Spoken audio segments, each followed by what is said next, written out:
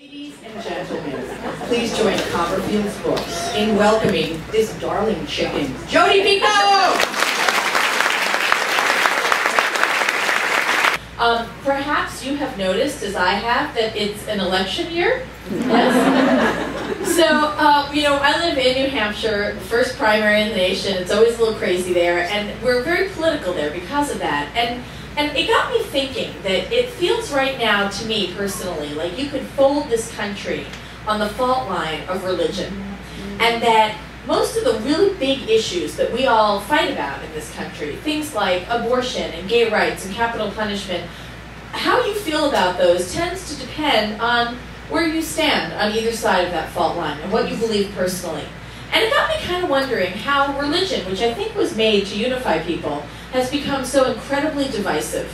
And that's really what I wanted to look at in this book. I wanted to take one of those tough issues and use it as a lens to examine what religion's become in this country. And I'll actually tell you a little bit about the research for Change of Heart, because it was very interesting. You can imagine that I realized pretty early on I needed to see a working death row. Now, I did go to New Hampshire. We have the death penalty in New Hampshire. We have not used it since 1939, like Lucius told you. And we do have a death row cell, and it's full of extra mattresses. It's really boring. So I knew that I had to get somewhere else, and I basically called in all of the favors that I could to the Arizona prison system, because I had done research with them before. And I asked if I could go out and talk to the the people who work on Arizona's death row.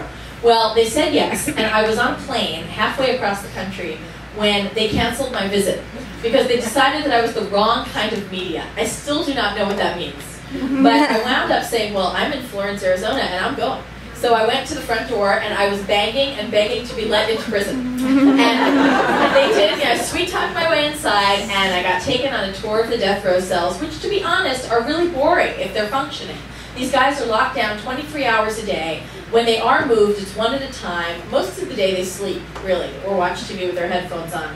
And from there, I really wanted to see what they call the death house. I wanted to see where the executions take place. Now, in every state that has capital punishment, there are two different forms of execution on the books. Everyone has lethal injection, and then an alternate form of execution.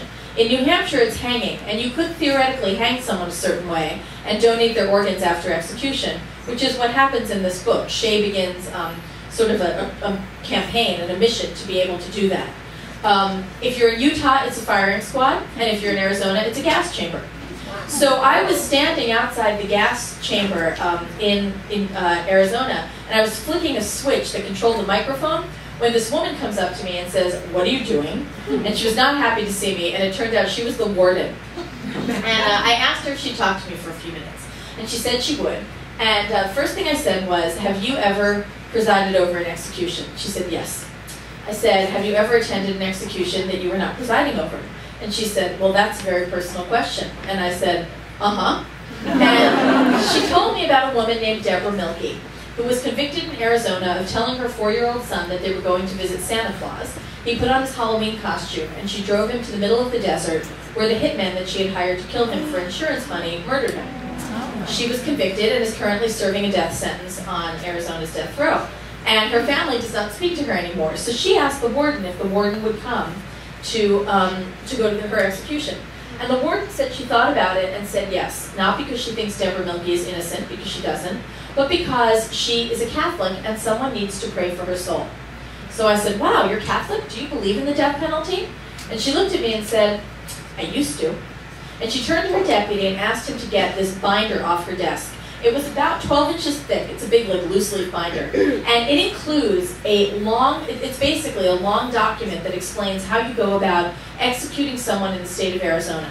Every state has one of these. The inmates who are on death row sue to get a copy of it and are usually denied the chance to read it.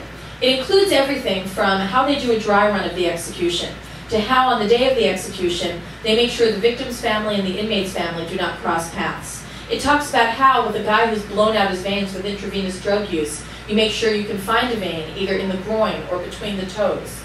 It talks about the physician who, as you can imagine, the American Medical Association is not too thrilled to condone executions, but the physician is actually a lot more hands-on than they would let you think, which is probably a very good thing. And it also talks very specifically about how they go about, minute for minute, doing an execution in Arizona. What happens is, the warden walks in, the inmate's strapped down on a lethal injection gurney, and he has a line going from, presumably, his elbow underneath a black curtain into a separate room. In that room, there's one line that goes off to the physician who is controlling the sodium pentothal. That's what they use to anesthetize the patient, the inmate, not the patient. And the other line is split off into 3. And there are 3 officers who have volunteered to be executioners for the day. Each of them has a syringe attached to that tube. And one of them has the potassium chloride, which stops the heart. The other 2 have placebos. And they never know who's got what. So they never really know who executes the inmate. What happens is the warden walks in, and she reads the warrant of execution, which is a legal document. As soon as she finishes, she says, "Do you have any last words?" That's the cue for the physician to begin administering sodium pentothal and to relax the inmate. Now, an inmate's last words can be anything from, "I hate the world," "I'm sorry," "I love you, Mom." It's usually not a 40-minute diatribe. It's pretty short. As soon as he finishes speaking, the warden says, "May God have mercy on your soul," and she exits the chamber. When she closes the door, that is the cue for those 3 executioners to push down on their plunger. What that means is that biologically there probably is not enough time for the inmate to be anesthetized before the potassium chloride stops his heart, and that's exactly why the Supreme Court is currently looking at this as cruel and inhumane punishment. But it made a lot more sense to me after hearing all that. Every single person I met on death row said they do not believe in the death penalty. They said it is their job, they will continue to do it, but they have seen far too many people sitting in the system for years and being executed as old men who are not a threat to themselves or others. By the same token, they've seen far too many murderers come through the system dozens of times because their murders didn't qualify for capital punishment. You have to meet a certain set of criteria. And they said that in their minds, justice didn't seem particularly just. A month after my visit, the warden unexpectedly quit. I like to think I had something to do with it. But that was ultimately, what the experience was doing that research. And I did go back a second time to meet face-to-face with one of the death row inmates there with whom I still correspond.